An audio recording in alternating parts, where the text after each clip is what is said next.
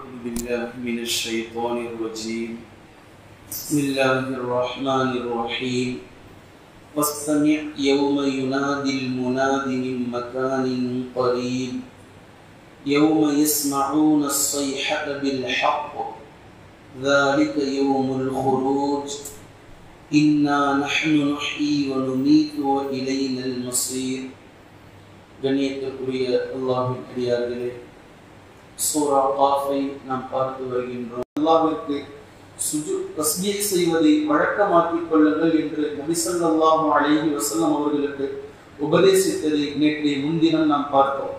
இப்போது இதை தொடர்ந்து இன்னும் உபதேசம் முடியவில்லை. அந்த உபதேசத்தையும் இன்ஷா அல்லாஹ் பார்த்துவிட்டு முழுமையான விளக்கத்தை இன்ஷா அல்லாஹ் தொடர்ந்து பார்க்கலாம். வஸ்தமி' யௌம யுனாதில் முனாதி மின் மகானின் கரீப். நபியே, மிக கிட்ட இடத்தில் இருந்து அழைக்கக்கூடிய ஒரு அழைப்பார் ஒரு நாளில் அதனை நீங்கள் செவிமடுப்பீராக. அதாவது சூர் ஊதக்கூடிய சப்தத்தை எல்லோரும் கேட்பார்கள் இன்ஷா அல்லாஹ். ஆதம் அலைஹிஸ்ஸலாம் அவர்கள் முதல் கியாமத் நாளுடைய கடைசியாக பிறந்தாரே அவர் வரைக்கும் அத்தனை நபர்களும் இந்த சப்தத்தை கேட்பார்கள். அவர்கள் இந்த உலகத்தில் செவிடர்களாக இருந்திருக்கலாம், அல்லது செவிப்புலன்கள் நல்லா இருந்தவர்களாக இருந்திருக்கலாம். சில பேருக்கு எனக்கு இது கேட்கல, அது கேட்கல, எனக்கு எப்பவுமே ஷார்ப்பா கேட்கறதா, இப்போ நீங்க பேசுனது கேட்கல, இப்போ நீங்க கூப்பிட்டது கேட்கல. எந்த வெரைட்டி மனிதராக இருந்தாலும் சூர் ஊதும் சப்தத்தை எல்லோரும் கேட்பார்கள் இன்ஷா அல்லாஹ்.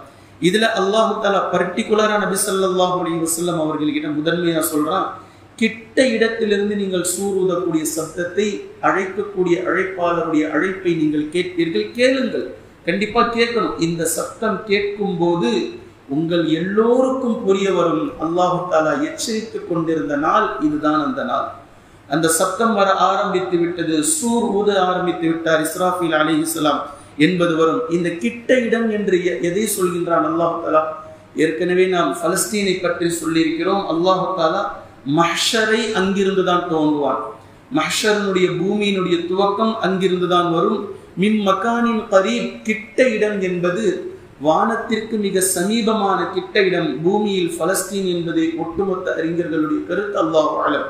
இப்ப கிட்ட இடத்திலிருந்து நீங்கள் கேளுங்கள் என்று அல்லாஹ் தஆலா பேசுகின்றான். மேலும் யௌம யஸ்மஊன ஸைஹத பில் ஹக், இன்றைய தினம் உங்களை புறக்கணிக்கிறார்களே, உங்களுடைய பேச்சுக்களை செவிமடுக்காமல் என்னென்னமோ பேசுகிறார்களே, குர்ஆன் ஹதீஸ் யாருடைய காதுகளில் விழாமலேயே வாழ்நாளை கழித்து விட்டார்களே, இவர்கள் அத்தனை நபர்களும் அன்றைய தினத்தில் இந்த சத்திய சப்தத்தை கேட்பார்கள். யௌம யஸ்மஊன ஸைஹத பில் ஹக், இந்த சத்திய சப்தத்தை அன்றைய தினத்தில் அவர்கள் கேட்பார்கள். ذَلِكَ يَوْمُ الْخُرُوجِ, அதுதான் அவர்கள் அவர்களுடைய கபரில் இருந்து வெளியாகக்கூடிய தினம். அதுவரைக்கும் கபரில் இருப்பார்கள். ذَلِكَ يَوْمُ الْخُرُوجِ, அதுதான் கபரில் இருந்து அவர்கள் வெளியாகக்கூடிய இடம். இன்னா நஹ்னு நுஹ்யி, நிச்சயமாக நாம் தான் அவர்களை உயிர்ப்பித்தோம். வனுமீத், மீண்டும் அவர்களை நாம் மௌத்தாக்கினோம். வ இலைனல் மஸீர், மீண்டும் நம்மிடம்தான் மீட்சி என்பது இருக்கிறது.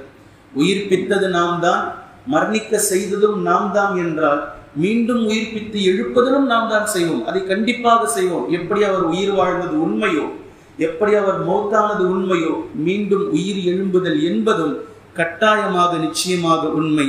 யௌம தஷக்ககுல் அர்து அன்ஹும் சிராஆ, நிச்சயமாக அன்றைய தினத்தில் பூமியில் இருந்து பிளவுபட்டு வெளிப்பட்டு அவர்கள் வேகமாக ஒன்று செல்வார்கள். அன்றைய தினத்தில் வேகமாக செல்வார்கள், விரைவார்கள் அல்லாஹ்வின் பக்கம். ذَلِكَ حَشْرٌ عَلَيْنَا يَسِيرٌ, இந்த ஒன்று திரட்டுதல் என்பது அல்லாஹ்வுக்கு மிகவும் எளிமையான ஒன்று. நிறைய பேர் சொல்றாங்கல்ல, இவ்வளோ பெரிய ஒரு ஆர்கனைசேஷனை எப்படி ஒத்தாலா நின்று செய்யறாரு, எப்படி 2 பேர் சேர்ந்து செய்யறாங்க, 3 பேர் பார்ட்னர், இவ்வளோ பெரிய நெட்வொர்க்கை எப்படி மெயின்டைன் பண்றாங்க, எப்படி செய்யறாங்க? ஆதம் அலைஹிஸ்ஸலாம் முதல் கியாமத் நாள் வரைக்கும் உள்ள ஒட்டுமொத்த மக்களையும் ஒன்று திரட்டி அல்லாஹ்வே கேள்வி கேட்பான். நேரடியாக ஒவ்வொரு அடியார்களிடமும் அவனே பேசுவான். அதில் வானவர்களுக்கு குறுக்கீடு இல்லை.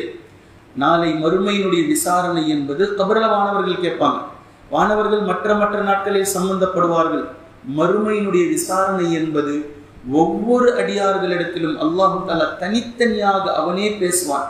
இவ்வளோ பெரிய விஷயத்தை ஆர்கனைஸ் அல்லாஹ் தஆலா சொல்றான். இப்படி ஒன்று திரட்டுதல் என்பது அல்லாஹுக்கு மிகவும் எளிமையானது. இது ஒரு பெரிய விஷயம்லாம் கிடையாது. ذَلِكَ حَشْرٌ عَلَيْنَا يَسِيرٌ. அல்லாஹ்விற்கு இந்த ஒன்று திரட்டுதல் என்பது மிகவும் எளிமையானது. நஹ்னு அஅலமு பிமா யகூலூன். நபியே, அவர்கள் பேசக்கூடிய ஒவ்வொரு பேச்சையும் நாம் கேட்டுக்கொண்டுதான் இருக்கிறோம். நமக்கு தெரியும் இந்த ஒன்று திரட்டுதலை பற்றி கேவலமாக பேசுகிறார்கள், உங்களை பைத்தியம் என்கிறார்கள், உங்களை இந்த குர்ஆனை முன்னோர்களுடைய கட்டுக்கதை என்கிறார்கள், உங்களை ஜோசியக்காரர் என்கிறார்கள், குறி சொல்பவர்கள் என்கிறார்கள், ஏளனம் செய்கிறார்கள், குர்ஆனை கவிஞர்களுடைய சொல் என்று பேசுகிறார்கள். என்னெல்லாம் பேசுகிறாங்களோ எல்லாவற்றையும் நமக்கு தெரியும், நாம் கேட்டுக்கொண்டுதான் இருக்கிறோம், நான் அறிகின்றேன் அதையெல்லாம். ஒமா அன்த அலைஹிம் பிஜப்பார். நீங்க அவர்களின் மீது கட்டாயப்படுத்துவதற்காக அனுப்பப்படவில்லை. நல்லதை சொல்லுது. கட்டாயமா நிர்பந்தமெல்லாம் யாரையும் படுத்த வேண்டிய அவசியம் இல்லை. கட்டாயப்படுத்துவதற்குரிய கடமை உங்கள் மீது இல்லை. ஆனால் ஃபதக்கிர் பில் குர்ஆனி மை யகாஃபு வஈத். ஃபதக்கிர் பில் குர்ஆன். இந்த குர்ஆனை கொண்டு அவர்களுக்கு உபதேசம் செய்து கொண்டே இருங்கள். ஆக சிறந்த உபதேசம் குர்ஆன். எல்லோருடைய மனதையும் இன்ஷா அல்லாஹ் மாற்றுவதற்கு வல்லமை படைத்தது அல்லாஹ்வுடைய இந்த வார்த்தை தான். ஃபதக்கிர் பில் குர்ஆன். இந்த குர்ஆனை கொண்டு நீங்கள் அவர்களுக்கு நினைவூட்டி கொண்டே இருங்கள், அவர்களுக்கு திரும்ப திரும்ப திரும்ப திரும்ப சொல்லிக் கொண்டே இருங்கள். மை யகாஃபு வஈத். யாருடைய உள்ளம் அல்லாஹ்வை அஞ்சுகிறதோ இன்ஷா அல்லாஹ் அவர் திரும்பி விடுவார். அவர் உங்களுடைய சொல்லுக்கு செவிசாய்க்க ஆரம்பித்து விடுவார், அவர் உங்களின் பக்கம் திரும்பி விடுவார் என்று அல்லாஹு தஆலா பேசி காட்டுகின்றான். இவ்வளவு தூரம் கிட்டத்தட்ட 35வது வசனத்தில் இருந்து நாம் 45வது வசனம் 10 வசனம் வரைக்கும் தர்ஜுமாவை பார்த்திருக்கின்றோம்.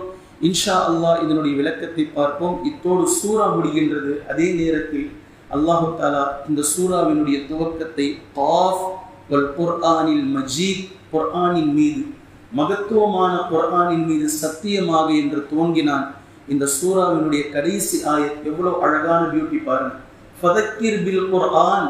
இந்த குர்ஆனை கொண்டு நீங்கள் உபதேசம் செய்யுங்கள். யாருடைய உள்ளம் அல்லாஹ்வை அஞ்சுகிறதோ அவர் மீண்டு விடுவார் என்று அல்லாஹு தஆலா மீண்டும் குர்ஆனை கொண்டு ஆரம்பித்ததை போன்றே குர்ஆனுடைய வாசகத்தை கொண்டு அல்லாஹு தஆலா முடிக்கின்றான். அது மகத்துவமானதுதான், அது மகிமையானதுதான். எவ்வளவு மகத்துவமானது! முரண்டு பிடிக்கக்கூடிய சஹாபாக்களுடைய பலரின் உள்ளத்தையும் ஈர்த்து அல்லாஹ்வினுடைய அச்சத்தின் பக்கம் திருப்பிவிட்ட குர்ஆன் இந்த குர்ஆன் தான். ஃபதக்கிர் பில் குர்ஆன். குர்ஆனை கொண்டு நபியை நீங்கள் உபதேசம் செய்யுங்கள். மை யகாஃபு வஈத். அல்லாஹ்வை அஞ்சக்கூடியவர்கள் இதன் பக்கம் திரும்பி விடுவார்கள் என்று அல்லாஹு தஆலா 45 வசனத்தில் இந்த சூரா காஃபை முடிக்கின்றான். கடைசி 10 வசனத்தினுடைய விளக்கத்தை இன்ஷா அல்லாஹ் தொடர்ந்து நாம் பார்க்கலாம். குர்ஆன் ஹதீஸை தெளிவாக விளங்கக்கூடிய நன்மக்களாகவும் அதை நடைமுறைப்படுத்தக்கூடிய மக்களாகவும் அல்லாஹ் நம்மை ஆக்குவானாக. சுப்ஹானக அல்லாஹும்ம பிஹம்திக அஷ்ஹது அன் லா இலாஹா இல்லா அன்த அஸ்தக்ஃபிருக வ அத்தூபு இலைக்.